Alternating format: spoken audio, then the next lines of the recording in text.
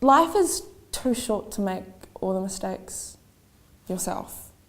So it's a really good idea to learn from other people's mistakes. And the Bible is a good place to find people who have made mistakes. Find people who tried to do their own thing but it didn't work. You find people who committed adultery, even people who committed murder, people who didn't know what they were doing with their lives. Timothy was a young guy and Paul wrote to him and was like, hey, don't let people look down on you because you're young.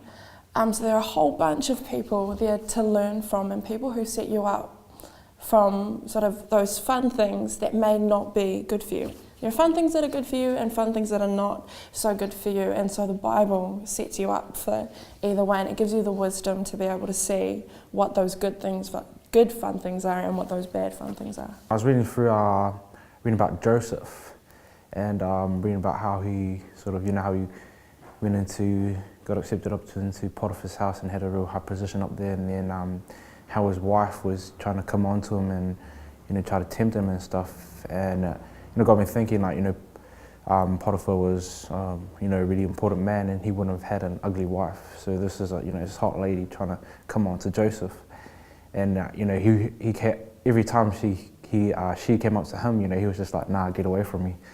And it was real cool because that night I had a ball to go to, and there was going to be like an after party and stuff, and just knowing that, because I was real worried, like, oh, what if these girls come up to me, would I have the will, or would I have the power to, say, nah, I don't do that stuff, or get away from me, whatever. And it was just real cool, knowing that, I trust in God like Joseph did, then I will have that power.